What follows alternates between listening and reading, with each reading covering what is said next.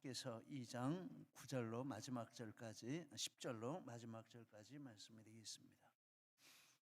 학개서 2장 10절로 마지막 절까지 찾으셨으면 우리 교도하시겠습니다.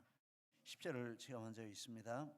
다리오 왕 제2년 아홉째 달 24일에 여호와의 말씀이 선지자 학개에게 임하니라. 이르시되 만군의 여호와가 말하노니 너는 제사장에게 율법에 대하여 물어 이르기를 사람이 옷자락에 거룩한 고기를 썼는데 그 옷자락이 만일 떡에나 국에나 포도주에나 기름에나 다른 음식에 닿았으면 그것이 성물이 되겠느냐 하라. 학개가 물음에 사람들이 대답하여 이르되 아니라 하는지라. 학개가 이르되 시체를 만져서 부정하여진 자가 만일 그것들 가운데 하나를 만지면 그것이 부정하겠느냐 하니 제사장들이 대답하여 이르되 부정하리라 하더라. 학개가 대답하여 이르되 여호와의 말씀에 내 앞에서 이 백성이 그러하고 이 나라가 그러하고 그들의 손의 모든 일도 그러하고 그들이 거기에서 드리는 것도 부정하니라. 이제 원하건대 너희는 오늘부터 이전 곧 여호와의 전에 돌이 돌 위에 놓이지 아니하였던 때를 기억하라.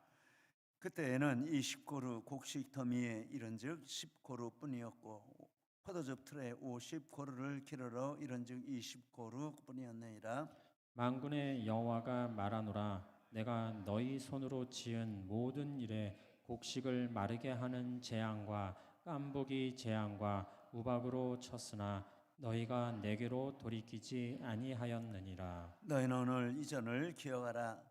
아홉째 달 24일 곧 여호와의 성전 지대를 쌓던 날부터 기억하여 보라. 곡식 종자가 아직도 창고에 있느냐? 포도나무, 무화과나무, 석류나무, 감람나무의 열매가 맺지 못하였느니라.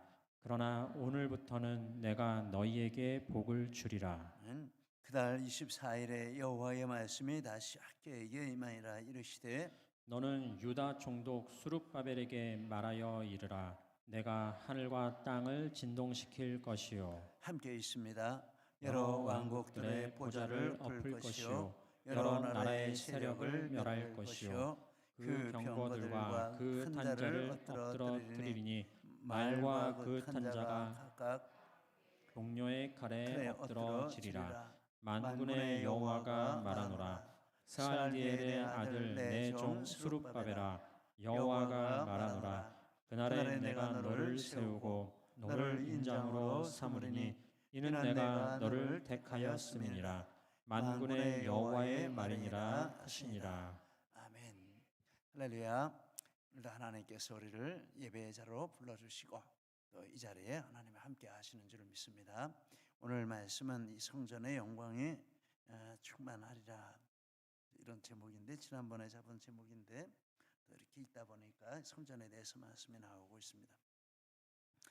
하나님께서 학개를 통해서 성전 재건에 대해서 주시는 세 번째, 네 번째 말씀이 나와 있습니다. 다리오 제2년 아홉째 달 24일에 하나님의 말씀이 학개에게 임했습니다. 10절 말씀. 학개는 다리오 2년 6월에서부터 9월에 이르기까지 약 4개월 동안 하나님의 말씀을 4번 받아서 대언을 했습니다. 6월에 한 번, 7월에 한 번, 9월에 지금 본문에 2번이 나오고 있습니다. 6, 7월에 이어서 세 번째 말씀, 그리고 마지막 부분에 같은 날 하나님께서 또 한 번에 이런 말씀을 주셔서 선포하게 하고 기록하게 한 내용이 20절 이하에 나와 있습니다. 먼저 앞부분에 보면 학개에게 제사장에게 율법에 대해서 물으라, 이렇게 말씀하셨습니다. 11절 말씀. 묻는 내용도 이렇게 말씀을 해주셨습니다. 사람이 옷자락에 거룩한 고기를 싸는데 그 옷자락이 떡이나 국, 포도주 또는 다른 음식에 닿았을 때 그 옷자락이 닿은 그 음식들이 성물이 되겠느냐, 즉 거룩하게 되겠느냐, 이렇게 질문을 하라라고 하셨습니다. 12절 말씀. 그렇게 제사장들에게 학개가 물으니까 제사장들이 하는 대답이 아니다라고 대답을 했습니다.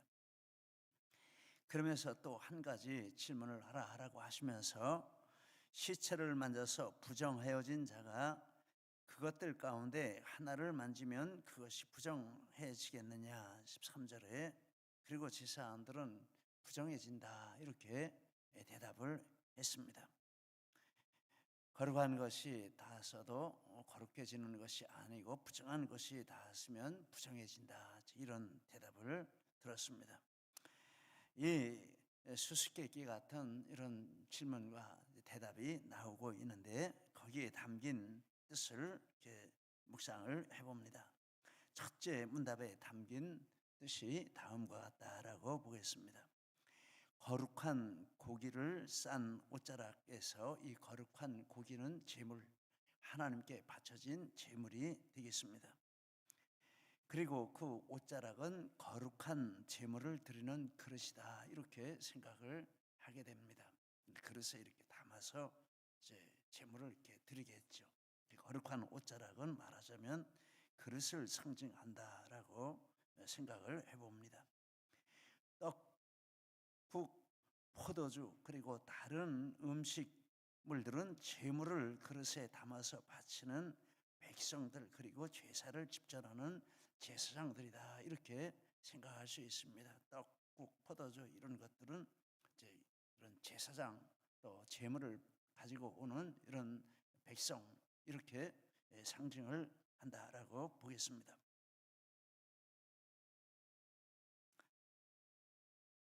그리고 거룩한 고기 즉 제물을 담은 그릇이 다른 음식에 닿는 것은 제물을 가져온 백성이나 제사를 집전하는 제사장들이 제물을 가져오는 일, 제사를 드리는 일을 하는 것을 의미한다라고 보겠습니다. 그러니까 떡이 이렇게 닿는 것처럼 이 사람들이 떡의 자리에 있는 것이죠. 포도주의 자리에 그래서 닿습니다. 간접적으로 이렇게 닿습니다. 거룩한 고기를 싼 옷자락이 다른 음식에 닿았어도 그 다른 음식이 성물이 되지 않는다. 제사를 드리는 중에 제사에 사용하는 그릇, 기구, 제물에 닿거나 만지는 것으로 그 백성이나 제사장이 깨끗해지는 것은 아니다. 이런 뜻이 되겠습니다. 제물을 가져오고 제사를 집전하는 것은 제물을 가져오는 백성, 제사를 집전하는 제사장이 자신을 정결하게 하고 깨끗하게 할 때 의미가 있는 것이지 제사 자체, 제물 자체가 자동으로 제물을 만지는 그 사람을 깨끗하게 하거나 거룩하게 하지 못한다라는 뜻입니다. 제사장들에게 이 질문을 해서 아니라라는 이런 대답을 유도한 것은 그들이 이 원리를 분명하게 깨달으라. 즉 너희가 거룩하지 않고 제사를 드리고 제사를 드리는 것이 마치 너희가 거룩해지는 것처럼 이렇게 생각하면 착각이다. 이거 깨달으라라고 이렇게 말씀을 하시는 것입니다. 이 진리를 우리에게 적용을 해봅니다. 사역을 하고 예배를 드린다고 그것이 우리를 깨끗하게 하는 것은 아니다라는 것입니다. 우리가 이 부분에 있어서 참 애매하게 이렇게 생각이 될 수도 있고 착각할 수도 있는데 사역을 하고 예배를 드리는 그게 우리를 거룩하게 하는 것은 아닙니다. 먼저 자신을 깨끗하게 하고 사역을 할 때 그것이 사역도 깨끗하게 만드는 방법이고 예배도 거룩하게 만드는 방법입니다. 그런 것 없이 예배 드리는 것은 자기가 그 예배를 통해서 깨끗하게 되는 것은 아니다라는 것입니다. 사역을 통해서 거룩하게 되는 것도 아니다라는 것입니다.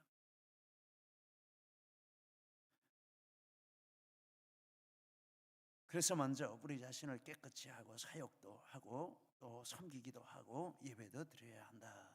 이렇게 결론을 내게 되는 것입니다. 이게 허겁지겁 사역으로 이렇게 갈 필요 없습니다.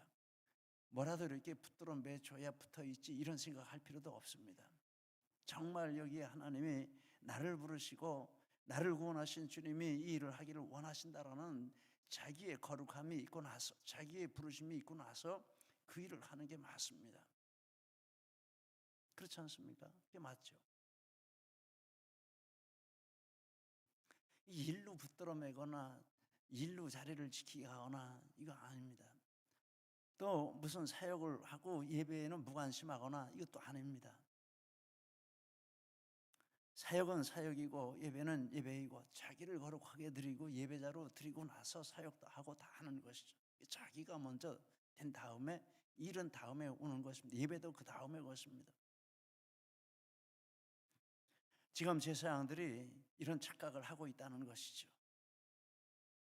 그래서 이런 미묘한 이런 수수께끼 같은 질문을 통해서 지금 이 제사장들을 깨닫게 하고 백성들을 깨닫게 하시는 하나님의 이런 뜻이 되겠습니다.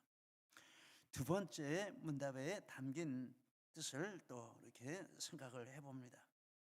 시체를 만져서 부정해진 자가 그것들 중 즉 제물이나 또는 다른 음식물 이런 것에 하나를 만지면 그것이 부정하겠느냐? 그런데 이 제사장들은 이런 규정은 잘 아는 사람들입니다. 거룩해진다라는 것도 단박 들으면은 판단할 수 있고 부정해진다라는 것도 단박 들으면은 판단할 수 있는 사람들입니다. 즉 부정한 자가 거룩한 것을 만지면 그 거룩한 것과 또 그가 만지는 다른 모든 것들이 거룩한 것이나 일반적인 것이나 다 부정해지겠느냐 이런 뜻이 되겠습니다. 제사장들은 대답을 했습니다. 그렇지 부정해지지. 이 질문의 뜻은 제물을 가져오는 백성이 부정하거나 제사를 집전하는 제사장이 부정하면 그 제물이나 제사도 부정해진다 이런 뜻입니다. 아까 것을 이제 반대로 뒤집어서 이렇게 다시 이렇게 교훈적인 이런 비유의 이런 이야기를 하시는 것입니다. 제물과 제사만 아니라 일반적인 음식이나 다른 모든 것들 그가 하는 모든 일은 부정한 것입니다. 거룩할 수가 없습니다. 거룩한 것에 이름을 붙여서 한다고 해도 하나님 속지 않으십니다. 부정한 것입니다. 이 진리를 또 우리에게 적용하면 자신이 깨끗하지 못하면 그의 사역 예배도 역시 깨끗하지 못하다라는 것입니다.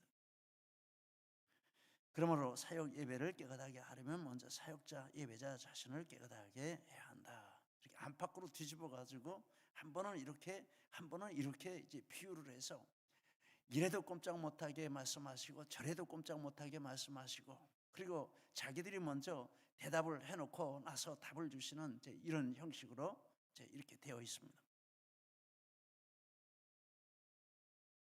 하나님께서 그런 대답을 들으신 후에 백성들에게 또 제사장들에게 앞에 있는 사람들에게 이렇게 말씀을 하시는 내용이 나옵니다. 15절에 성전의 돌이 돌 위에 놓이지 아니했던 때를 기억하라. 그리고 16절에 그때는 20고루 단위에 이른즉 10고루였고 50고루 포도주를 길러갔지만 20고루 뿐이었다. 절반 못 되고 엄청난 큰 마이너스 있었다라는 것이 되겠습니다. 그것은 17절에 하나님께서 그들의 손으로 지은 모든 일에 깐부기 재앙, 우박 재앙으로 치셨기 때문이다 라고 말합니다.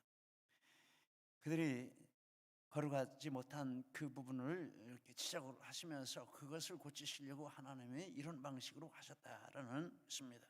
그런데 그래도 하나님께로 돌아오지 않았습니다. 즉 하나님 말씀에 순종해서 참된 마음으로 성전을 건축하고자 이런 마음을 품지 않았다라는 것입니다. 하나님이 하나님 뜻에 순종해서 사모하는 마음으로 성전을 지으라고 이렇게 예루살렘에 부르셨는데 이런저런 일이 있다고 다 주저앉고 떠나가고 말았습니다.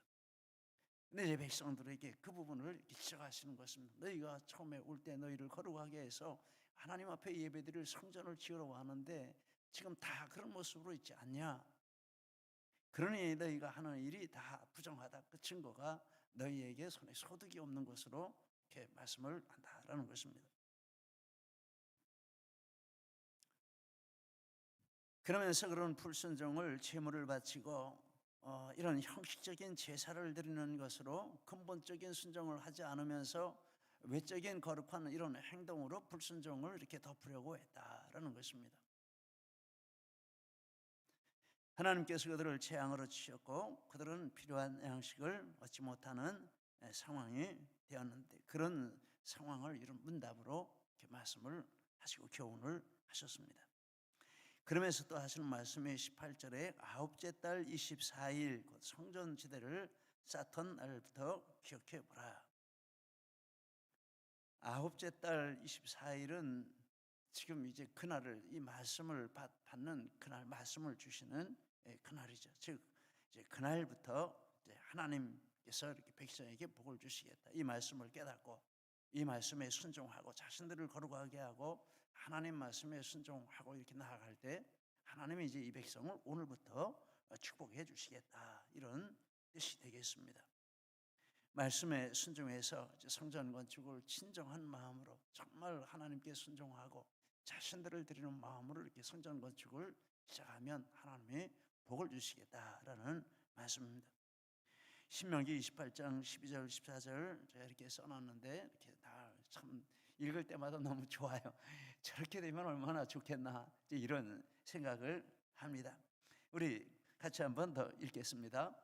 여호와께서 너를 위하여 하늘의 아름다운 보고를 여시사 내 땅에 때를 따라 비를 내리시고 내 손으로 하는 모든 일에 복을 주시리니 내가 많은 민족에게 구워줄지라도 너는 꾸지 아니할 것이요 여호와께서 너를 머리가 되고 꼬리가 되지 않게 하시며 위에만 있고 아래에 있지 않게 하시리니 오직 너는 내가 오늘 네게 명령하는 내 하나님 여호와의 명령을 듣고 지켜 행하며 내가 오늘 너희에게 명령하는 그 말씀을 떠나 좌로나 우로나 치우치지 아니하고 다른 신을 따라 섬기지 아니하면 이와 같으리라.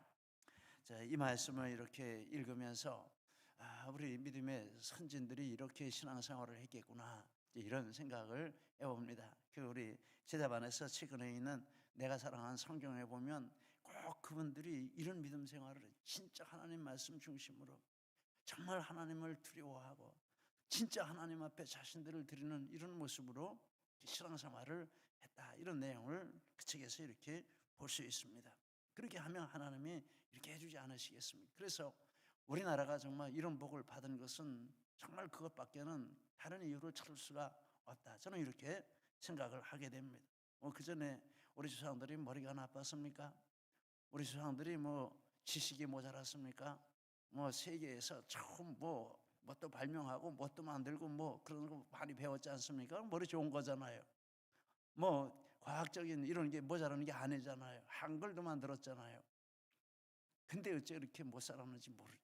그런데 불과 150년 사이에 진짜 하나님 앞에 이렇게 우리 조상들이, 믿음의 선진들이 헌신했기 때문에 이런 믿음을 가지고 죽으면 죽으리라 하고 주님 앞에 살았기 때문에 그 열매로 우리에게 이런 축복을 주셨다, 이런 생각을 하게 됩니다. 우리가 이제 바톤을 이어가야 되는데 정말 걱정이 됩니다. 하나님 은혜 주셔야 될 줄 믿습니다. 그리고 그달 24일에 하나님 말씀이 다시 이렇게 유다 총독 다시 학개에게 임했습니다. 그런데 거기 보니까 특별히 유다 총독 스룹바벨을 지목해서 이렇게 말씀을 하시는 것을 보게 됩니다. 21절 이하에 쭉 보면은 학개를 통해서 주시는 말씀이 이 스룹바벨에게 주시는 말씀이다라는 것을 알 수 있습니다. 그러면서 21절에 하늘과 땅을 진동시키실 것이라. 그리고 그 방법으로 하나님께서 스룹바벨을 택하시고 23절 내가 너를 택하였습니다. 그날에 하나님의 종 스룹바벨을 세우시고 23절 내정 스룹바벨아 여호와가 말하느라. 그날에 내가 너를 세우고 그를 인장으로 삼으시고 23절 너를 인장으로 삼으리라. 하나님의 가장 소중한 존재, 절대적인 존재로 삼으신다라는 뜻이 되겠습니다. 또 여러 왕국들의 보좌를 엎으시고 여러 나라의 세력을 멸하시고 병거들과 그 탄자들을 엎드러뜨리고 22절에 이렇게 쭉 나오고 있습니다. 열국을 정복하게 한다. 그런데 지금 눈앞에 있는 이 스룹바벨을 보면 말도 안 되는 얘기잖아요. 옆에 있는 이런 반대하는 사람들에 눌려가지고 꼼짝 못하고 성전도 정말 초라한 성전을 짓다가 10년 이상, 12년, 14년 그 이상을 이렇게 멈춘 채 있고 백성들은 다 떠나가고 불과 소수의 백성들하고 있고 힘이 빠져 있는데 이 사람이 무슨 열국을 무슨 무너뜨리고 세력을 멸하고 병거와 탄자를 엎드려뜨리고 말도 안 되는 이야기입니다. 이 스룹바벨이 누군가 이렇게 보니까 이런 이제 첫 번째 귀환한 백성들을 이끌고 온 두 지도자들 중에 한 사람입니다. 총독 스룹바벨 그리고 대제사장 여호수아. 이스라엘 백성의 입장에서 볼 때는 더 중요한 사람은 여호수아인 것 같아요. 대제사장이니까 여호수아가 더 중요하다 이렇게 생각할 수 있습니다. 그리고 하나님께서 학개를 통해서 앞부분의 말씀을 주실 때는 항상 두 사람에게 주시는 말씀으로 주셨습니다. 1장 1절에 보니까 다리오 왕 제2년 여섯째 달 그달 하루에 여호와의 말씀이 선지자 학개로 말미암아 스갈리엘의 아들 유다 총독 스룹바벨과 여호사닥의 아들 대제사장 여호수아에게 임하니라. 1장 12절에 스갈리엘의 아들 스룹바벨과 여호사닥의 아들 대제사장 여호수아와 남은 모든 백성이 그들의 하나님 여호와의 목소리와 선지자 학개의 말을 들었으니 2장 4절에 스룹바벨아 스스로 굳세게 할지어다 여호사닥의 아들 대제사장 여호수아야 스스로 굳세게 할지어다. 두 사람에게 항상 계시를 주시고 말씀을 주실 때는 똑같이 이렇게 지명을 해서 직분을 말씀하시고 지명을 해서 말씀을 해주셨는데 이상하게 여기를 살펴보니까 대제사장은 없어요. 빼놓으면 안 될 것 같지 않습니까? 인간적으로도 서운하고 영적으로도 그건 아닌 것 같은데 대제사장이 없어요. 왜 그럴까 이렇게 생각을 이렇게 해보고 묵상을 해보며 이런 묵상을 했습니다. 성경의 메시아는 유다 지파 다윗의 혈통에서 나온다 이렇게 말씀을 했습니다. 우리가 잘 아는 부분입니다. 그런데 이 스룹바벨은 바로 유다 지파 다윗의 혈통이다라는 것입니다. 1장 12절 14절 2장 2절에 보면 스알디엘의 아들 유다 총독. 그런데 이 스알디엘은 왕족입니다. 왕족인데 남쪽의 왕족은 유다 계열이잖아요. 그 아들 중에 여호야긴이라고 하는 마지막 시대의 왕인데 여호야긴의 직계 후손입니다. 여호야긴은 다윗의 직계 후손입니다. 그러니까 다르게 말하면 이 스룹바벨은 총독 스룹바벨은 유다 지파이고 다윗의 후손이 되는 사람입니다. 다윗의 직계 후손이죠. 그래서 학개의 이 마지막 계시가 스룹바벨에게만 이런 내용으로 임한 것은 그 역사 가운데 살아있는 지금 이 스룹바벨하고는 그 예언이 맞지가 않습니다. 그러면 이것은 스룹바벨을 상징으로 해서 다른 뜻을 가지고 있다 이렇게 본 것이 맞겠습니다. 마지막 계시가 스룹바벨에 임한 것은 스룹바벨을 메시아의 예표로 두고 하나님께서 장차 이 스룹바벨의 후손으로 오실 메시아에 대해 예언하시는 것이다. 지금 메시아 예언을 스룹바벨에게 주시는 형식으로 이렇게 말씀을 하시는 것이라 이렇게 보겠습니다. 그래서 이 성전을 부를 때 여호수아 성전이라고 해야 되잖아. 영적인 지도자가 여호수아인데, 그런데 역사 가운데서도 스룹바벨 성전이라 이렇게 불러요. 스룹바벨 성전이라. 그거 아니잖아요. 스룹바벨은 세속 총독이고 여호수아는 영적인 대제사장이 돼. 맞게 부르면 여호수아 성전이죠. 근데 스룹바벨 성전이라 이렇게 불러요. 그것도 영적인 뜻이 있다 이렇게 보겠습니다. 즉 스룹바벨이 중심이 되어 유다 백성이 건축하는 이 성전은 그리스도와 이렇게 절대적으로 연결되어 있다 이런 뜻으로 보겠습니다. 그리고 이것은 성전이 중요해서가 아니고 성전을 건축하는 백성이 중심에 하나님을 모시고 건축하기 때문에 거룩한 마음으로 정말 하나님께 드리는 마음으로 자신을 바치는 마음으로 이렇게 건축을 시작하기 때문에 바로 이런 의미를 가지고 있다. 그래서 스룹바벨에 대한 예언으로 메시아와 연결되어 있는 것을, 이 성전이 메시아와 연결되어 있는 것을 말씀을 해주시는 것입니다. 그리고 이 성전이 정말 완공이 되고 대부흥 운동이 일어나고 이 예수 그리스도에게까지 영적인 물줄기가 흘러오는 이제 이런 중요한 역할을 한 것을 이제 역사적으로 우리가 알 수가 있습니다. 그러니 앞에 그런 비유, 이렇게 옷자락에 이렇게 싸가지고 이렇게 한 거, 또 부정한 자가 하면 부정하다라는 것을 너희를 깨끗하게 하고 성전을 정말 자신을 바치는 믿음으로 하나님 앞에 지으면 예수 그리스도와 이것이 연결된다, 이렇게 말씀을 하고 있는 것입니다. 성전만 짓는 것은 해당되는 것은 아니죠. 우리의 사역과 우리의 삶이 다 그런 줄 믿습니다. 그런 마음으로 살고 그런 마음으로 사역하고 그런 마음으로 예배하면 이것은 바로 예수 그리스도하고 연결되어지는 의미가 있다라는 것입니다. 우리의 삶과 우리의 사역과 우리의 예배와 우리의 모든 것들이 이와 같은 생명력 있는 것들이 되시기를 예수님 이름으로 축복합니다.